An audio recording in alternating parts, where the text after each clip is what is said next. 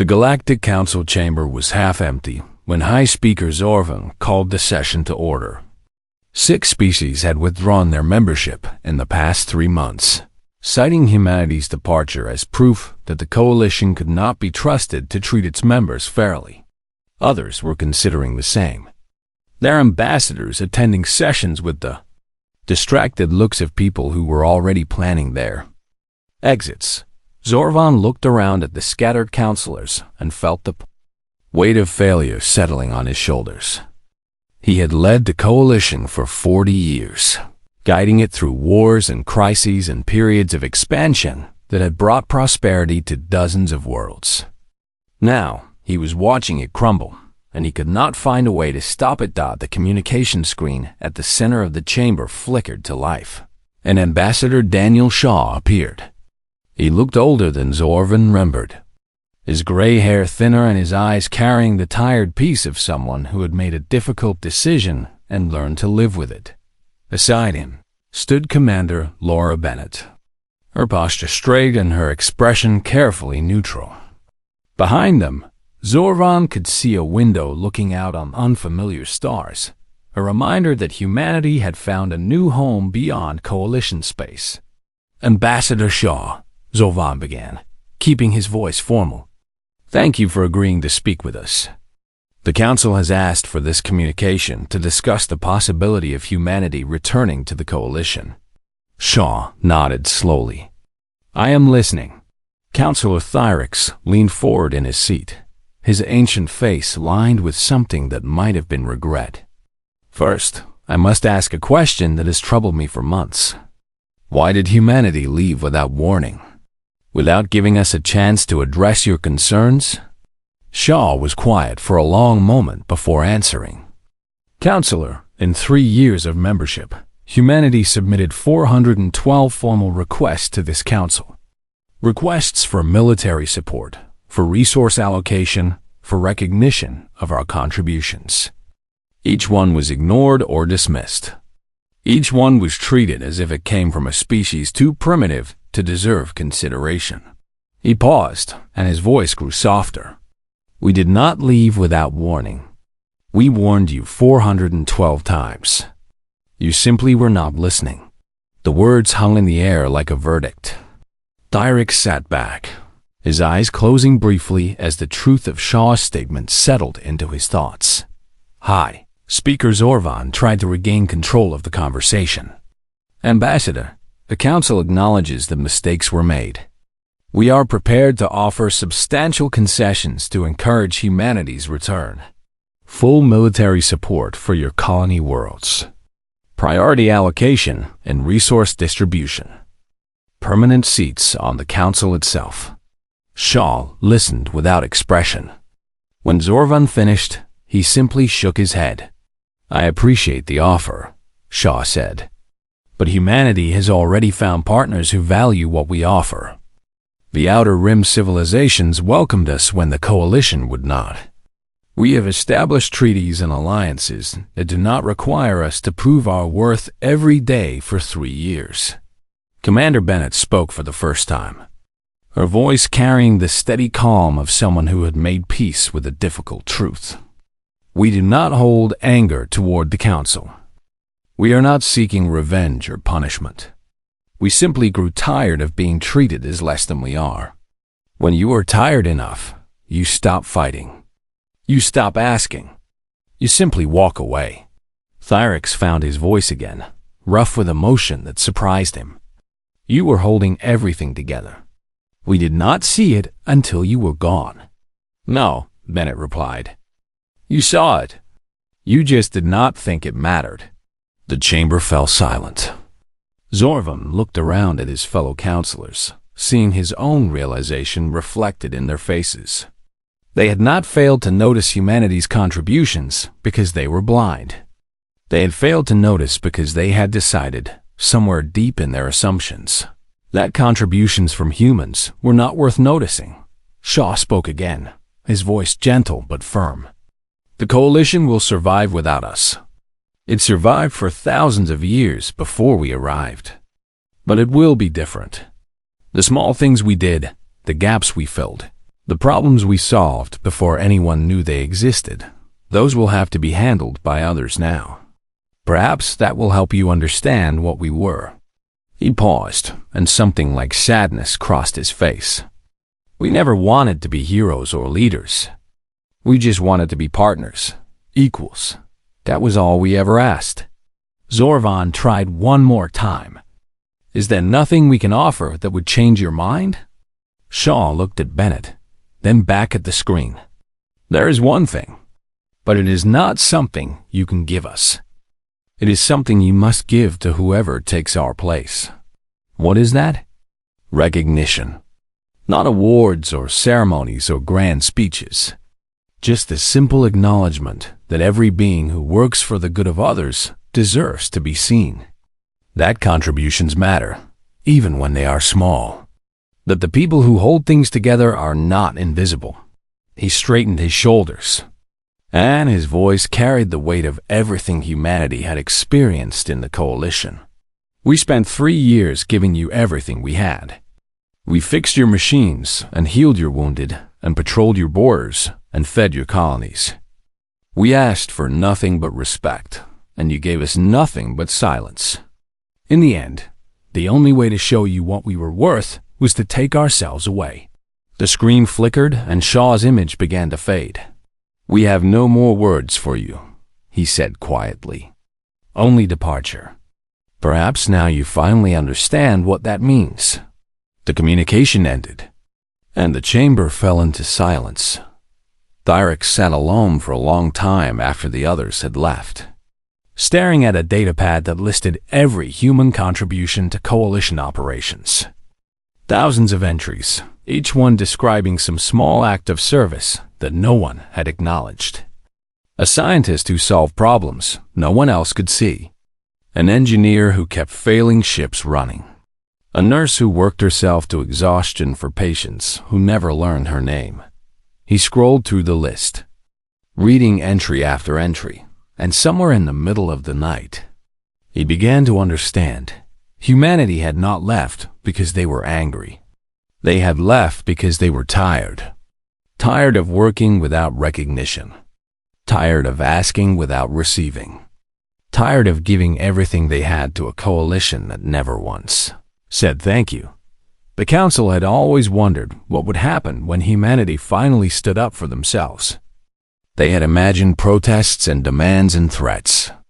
They had prepared for confrontation, for arguments, for the kind of political battles they understood. They had never imagined silence. They had never considered that humans might simply stop, that they might put down their tools and pack their bags and walk away without a word, that the absence of their labor could speak louder than any speech. Thyrex set down the datapad and looked out at the stars. Somewhere beyond his vision, humanity was building something new, something that valued the quiet workers and the invisible helpers, something that recognized the people who held everything together. He hoped they would find what they were looking for.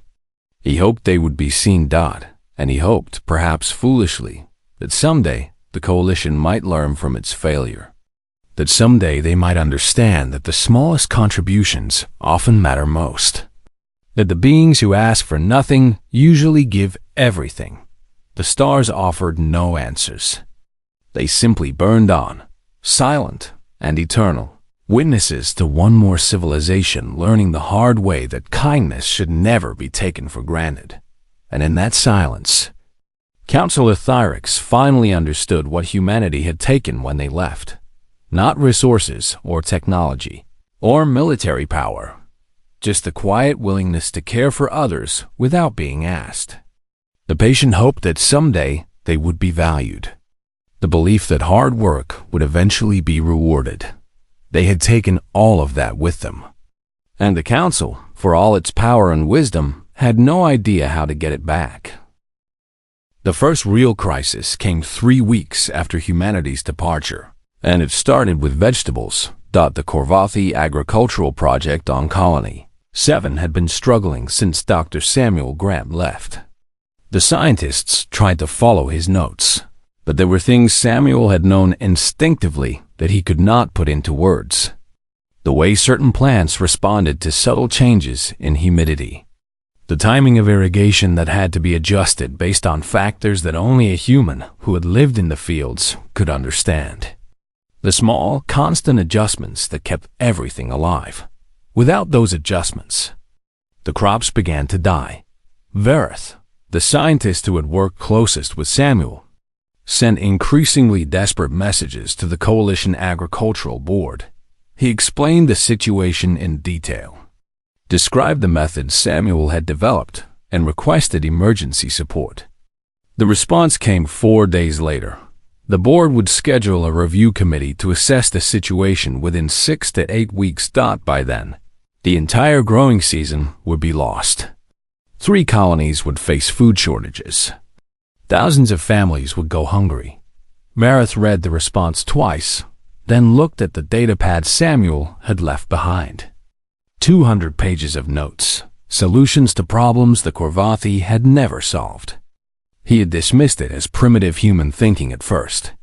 Now he read every word as if it were sacred text. It was not enough.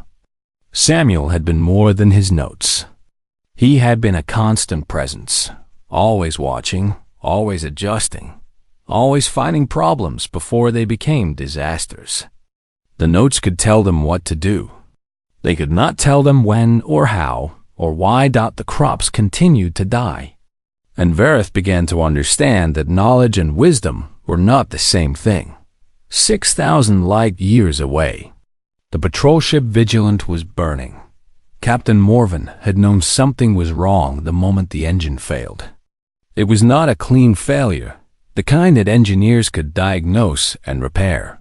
It was a cascade, one system triggering another, spreading through the ship like a disease. The kind of failure that Lieutenant Nina Ortiz had always prevented. The young Zelthian engineer she had trained did his best. He followed the procedures Nina had taught him, tried the shortcuts she had shown him, used the modified tools she had left behind. But he was too slow. He did not have the instincts that came from 2 years of living inside the ship's machinery, feeling its rhythms, knowing its weaknesses. The fire started in the secondary power junction, a component that Nina had flagged for replacement months ago. No one had listened because no one understood what she was really saying. She had been warning them that the junction was tired, worn down, ready to fail at the worst possible moment. This was the worst possible moment. Morven ordered evacuation. When the fire reached the crew quarters, they had minutes to reach the escape pods, and the corridors were filling with smoke. He counted heads as his people ran past, checking names against his mental list, making sure no one was left behind. 2 crew members never made it to the pods. A Korvathi scientist and a young Veldari communications officer, both trapped in a section that the fire had cut off from the rest of the ship. Morven could hear their voices on the emergency channel, calm at first, then frightened, then silent. The rescue ship arrived 4 hours later, too late to save the 2 they had lost. Morven stood in the medical bay of the rescue vessel and stared at the wall, trying to understand how everything had gone so wrong so quickly.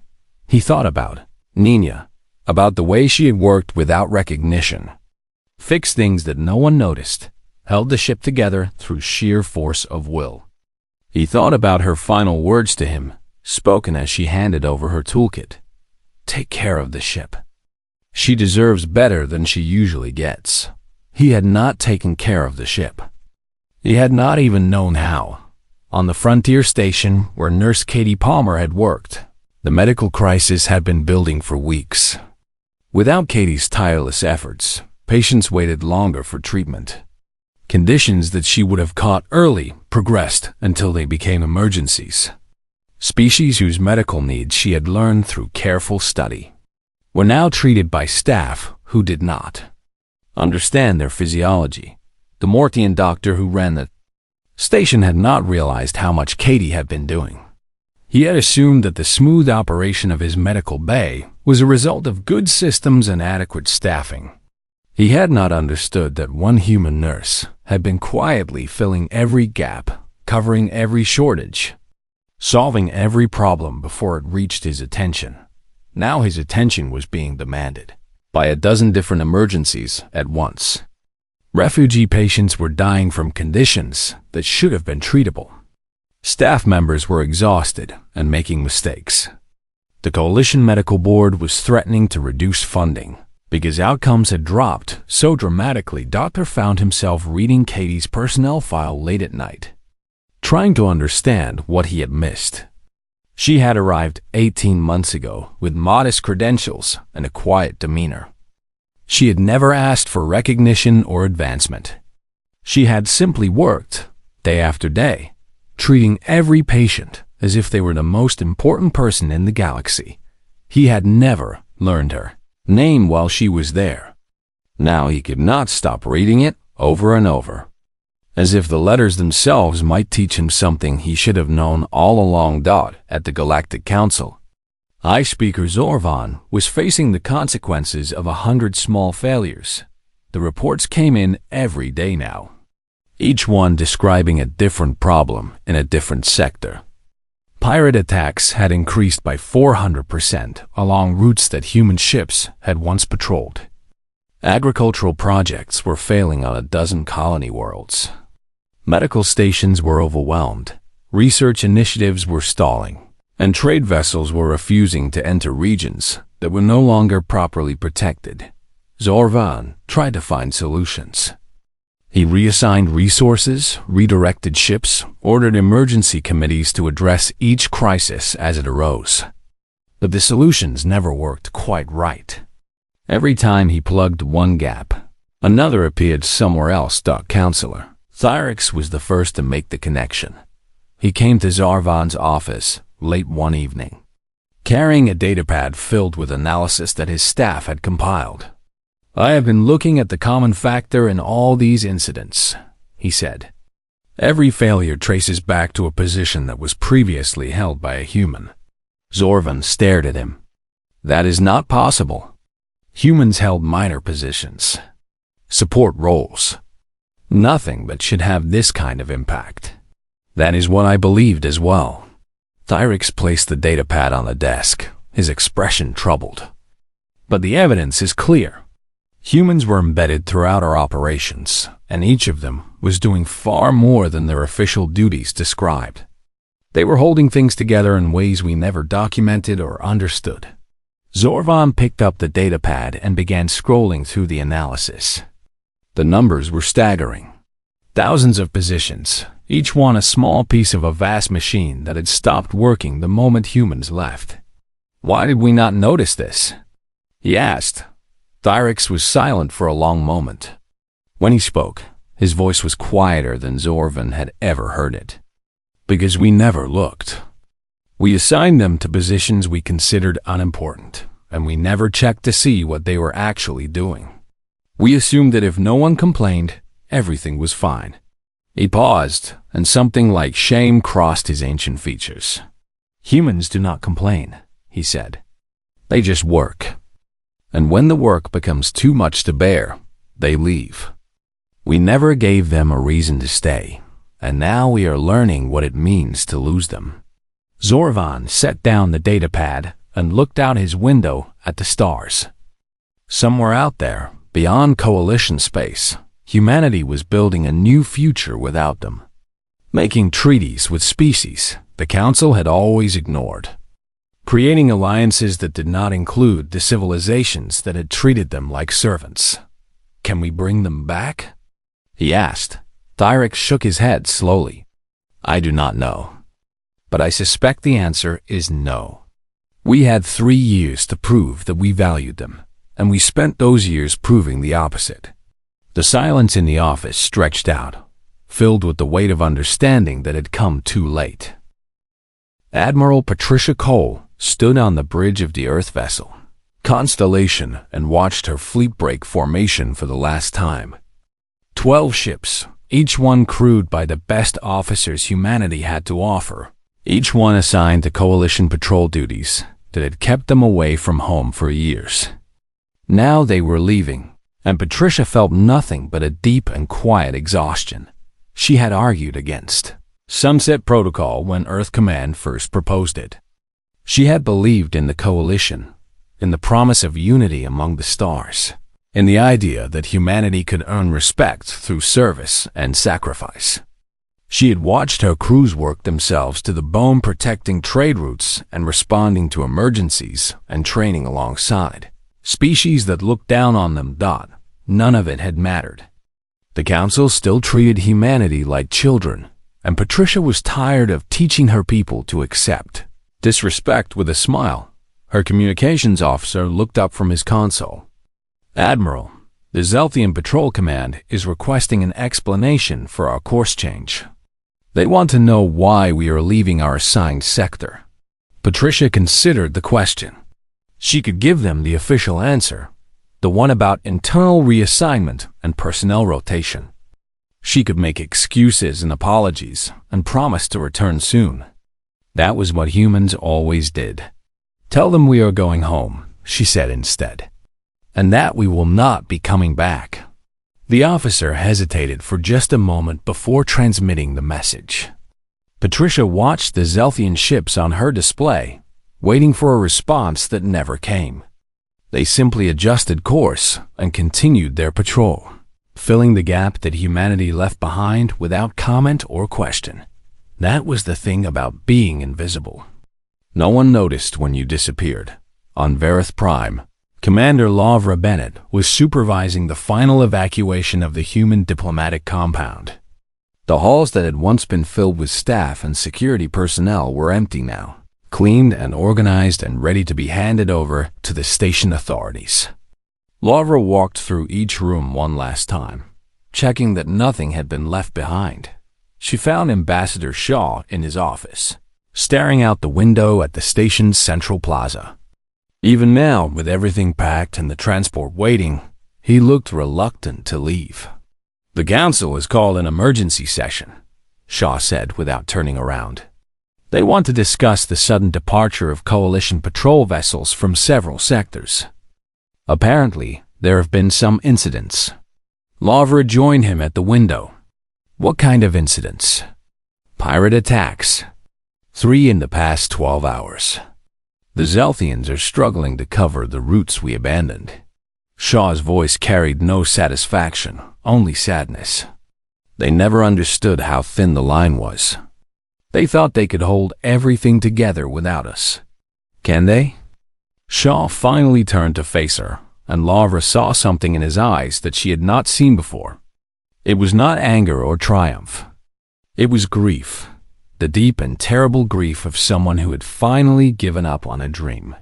"No," he said. "They cannot. And that is the tragedy of it. We tried so hard to make them see what we offered. We never asked for gratitude or recognition. We just wanted them to treat us as partners instead of servants. In the end, the only way to show them our value was to take it away." Lavra nodded slowly. "The transport is ready, sir. It is time to go." Shaw took one last look around his office, at the walls where certificates and awards from Earth still hung, at the desk where he had written hundreds of petitions that no one ever read. Then he picked up his bag and walked toward the door. They passed through the station's corridors in silence, 2 humans in a sea of aliens who barely glanced in their direction. Lavra noticed small differences that others might have missed. A maintenance panel that was slightly open because the human technician who usually fixed it was gone. A food vendor whose line was longer than usual because the human worker who helped during busy hours had left yesterday. A security checkpoint moving slowly because the human officer, who knew everyone's face, was no longer there to speed things along. Small absences. Tiny gaps in the fabric of daily life. None of them seemed important on their own. Together, they were the beginning of something much larger. The transport bay was nearly empty when they arrived. A single ship waited on the landing pad, its engines humming with quiet power. Lavra recognized the pilot, a young man named Kevin, who had flown diplomatic shuttles for the past 2 years. He stood at attention as they approached, his face carefully neutral. "All personnel are aboard, sir," Kevin reported, We are the last. Shaw climbed the boarding ramp and paused at the top, looking back at the station one final time. The lights of Vareth Prime glittered in the darkness, beautiful and cold and utterly indifferent to his departure. "Goodbye," he said softly, to no one in particular. Then he stepped inside, and the hatch closed behind him. The transport lifted off without fanfare, rising through the station's atmosphere shields and into open space. Lawver watched the stars slide past the viewport, thinking about everyone they had left behind. Not the humans, who were all safe now, but the aliens who had worked beside them, who had shared meals and jokes and late-night conversations. The ones who had started to see humans as colleagues instead of curiosities. Those relationships would die now. Not from anger or conflict, but from simple absence. You could not maintain a friendship across the vast distances of space, especially when one side had no idea the friendship had ever meant anything at all. Across coalition space, the quiet withdrawal continued. Human ships detached from joint patrols and set course for home. Human workers finished their final shifts and boarded transports. Human doctors completed their last rounds and handed off patient files to colleagues who did not fully understand them. Counselor Thyrix received reports of the departures, but dismissed them as routine. Humans were always moving around, always restless in the way of young species. They would be back in a few weeks, probably asking for more resources and making more demands that the Council would ignore. He did not realize that every transport jumping to hyperspace carried pieces of a system that had never been documented. He did not know that humans had been quietly holding together 1,000 small operations across coalition space, filling gaps that no one knew existed. He did not understand that absence could be louder than any protest. The last human vessel left coalition space at exactly midnight, standard galactic time. It was a small cargo ship carrying agricultural supplies that would never reach their destination. The pilot, a woman named Rebecca, who had spent 8 years hauling freight along routes that most captains considered beneath them, looked back at the coalition beacon one final time before engaging her jump drive. It was not supposed to end like this, she said to her empty cockpit, but it had. And somewhere behind her, in the vast and complex machinery of the interstellar coalition, something important had just stopped working. No alarms sounded. No warnings flashed. The Council continued their debates and their politics and their careful games of power. They did not notice the silence growing around them. They would not notice for weeks, maybe months, but they would notice eventually, and by then, it would be far too late.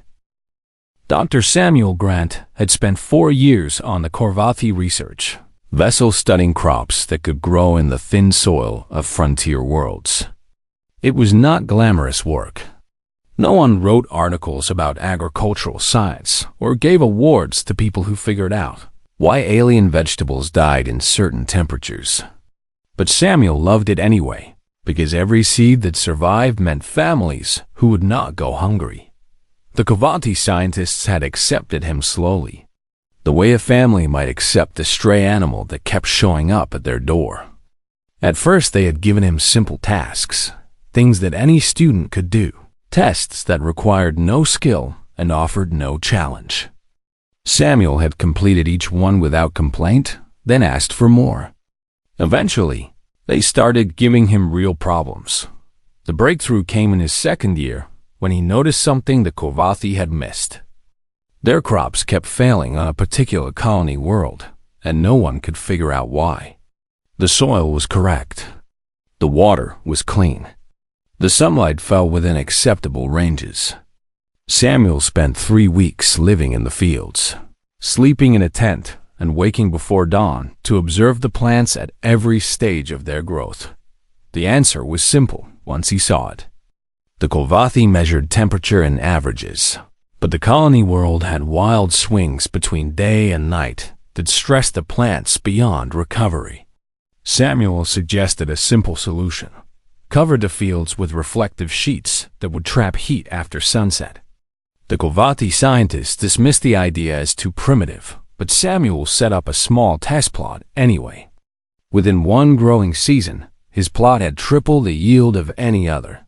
After that, they started asking for his opinions. Now Samuel sat in his small cabin, reading the message on his datapad for the third time. Sunset protocol. 48 hours. He looked around at the space that had become his home, at the shelves lined with soil samples and seed containers, at the notes pinned to every wall with solutions to problems the Kovati did not even know they had yet. He could not take any of it with him, but he could leave something behind. Samuel spent the next 30 hours writing. He documented every observation, every theory, every experiment he had planned, but would never complete. He organized his notes into a format the Kovati scientists could follow and added explanations for concepts that humans understood instinctively, but aliens found confusing. When he finally finished, the document was over 200 pages long. His colleague Vareth found him in the laboratory the morning of his departure, packing the few personal items he was allowed to bring. "You are leaving," Vareth said. It was not a question. Kovati could read human body language better than most species, a skill they had developed during centuries of trading with dozens of civilizations. "I am," Samuel replied. "My government has recalled all personnel for reassignment." Vareth's 4 eyes blinked in a pattern that meant confusion. "But your work here is not complete. The drought-resistant strain you developed requires another 2 seasons of testing." Samuel handed Vareth the datapad containing his notes. "Everything I know is in there. You will have to finish without me. This is not acceptable. You must petition your government for an extension." Samuel smiled, and the sadness in it made Vareth step back. "It does not work that way, old friend. When Earth calls, we answer." He extended his hand, and after a moment, Vareth reached out with one of his own. The Kovati grip was cool and dry, and it held on longer than was customary. "Will you return?" Vareth asked. Samuel did not answer. He simply picked up his bag and walked toward the docking bay, leaving behind 4 years of work and a colleague who did not understand why the answer to that question was so complicated. 3,000 light years away, Lieutenant Nina Ortiz was saying her own goodbyes. The patrol ship Vigilant had been her home for 2 years, a mixed-species vessel that protected trade routes in the mid-rim territories. Nina had come aboard as a junior engineer, the only human in a crew of 40, and had spent her first 6 months being tested in ways that were sometimes cruel and always exhausting. The other engineers would give her impossible tasks and watch her fail. They would speak in languages she did not understand and laugh when she asked for translations. They would leave her to work alone on dangerous repairs while they supervised from safe distances. Nina had never complained. She had simply worked harder, longer, and smarter than anyone expected. When a conduit blew in the middle of a night shift and flooded the engineering bay with toxic gas, Nina was the one who crawled through ventilation shafts to reach the manual shutoff while everyone else evacuated. When the navigation computer crashed during a pirate attack, Nina bypassed 3 safety protocols to restore partial control and save the ship. After the second incident, Captain Morvan had called her to his office and asked why she worked so hard for a crew that treated her poorly. "Because the ship needs me," Nina had answered. "And because someday they might need me for something even bigger. I want to be ready." Morvan had not understood then. He understood now, watching Nina train her replacement in the final hours before departure. She worked without rest, teaching the young Zelthian engineer everything she knew about the ship's aging systems. She showed him the shortcuts she had discovered, the tricks that kept failing components running, the warning signs that meant disaster was approaching. The Zelthian took notes frantically, his eyes wide with the growing realization of how much Nina had been doing without anyone noticing. "How did you learn all this?" he asked. "I listened," Nina said. "I watched. And when no one was looking, I fixed things that were about to break." She handed him her personal toolkit, a collection of instruments she had modified and improved over 2 years of service. "Take care of the ship," she said. "She deserves better than she usually gets." Then she walked to the docking bay and did not look back. On a frontier station at the edge of Coalition space, Nurse Katie Palmer was finishing her final shift. The medical bay was quiet now, but an hour ago it had been filled with refugees from a border conflict that the Council refused to acknowledge. Katie had treated burns and broken bones and the kind of psychological wounds that no medicine could heal. The Morthian doctor who ran the station watched her pack her supplies with an expression Katie could not read. "You have been here for 18 months, the doctor said. "In that time, you have treated more patients than any other staff member. You have learned the medical needs of species you had never encountered before. You have saved lives that others would have abandoned." Katie closed her medical bag and looked up at him. "I was just doing my job." "No, you were doing far more than that." "Why?" Katie thought about the question for a long moment. "Because someone has to," she finally said. "Because if I do not help, who will?" The doctor had no answer for that. He watched Katie walk toward the transport that would carry her away, and for the first time in his long career, he wondered if he had made a mistake in never learning her name.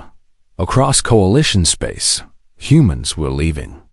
They packed their bags and said quiet goodbyes and walked away from positions they had held for years.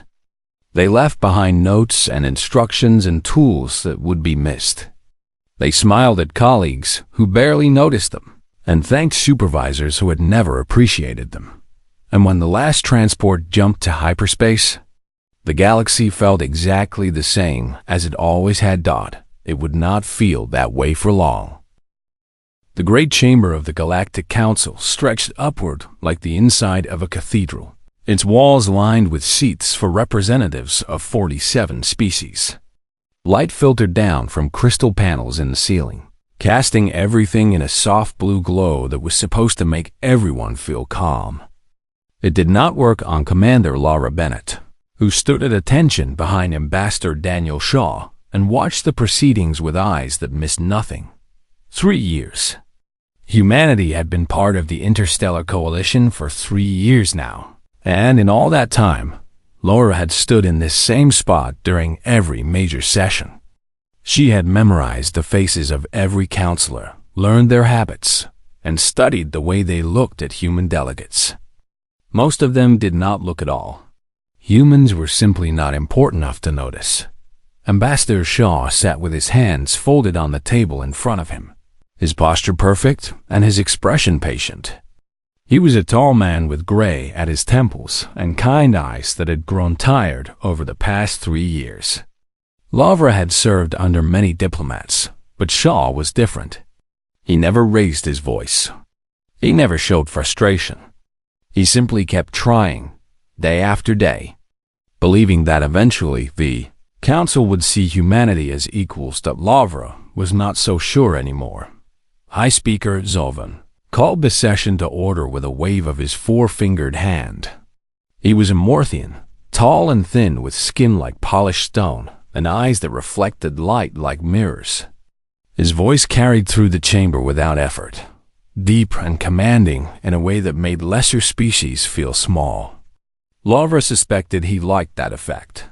The agenda moved quickly through matters that concerned the powerful species.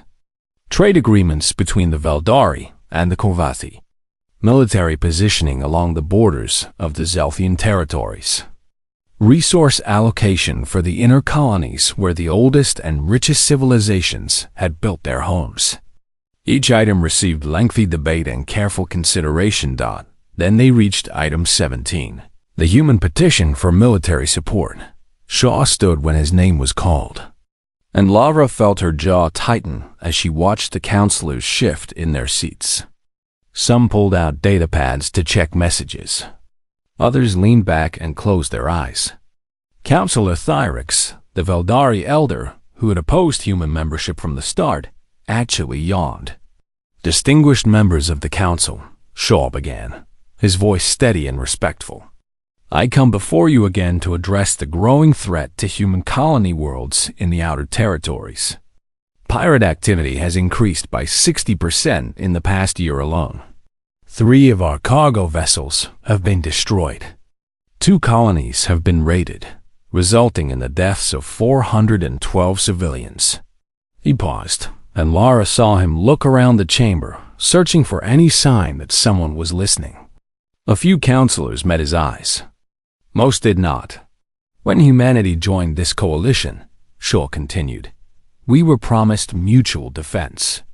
Article 7 of our membership treaty specifically states that all member species are entitled to military support when facing external threats. We are not asking for special treatment.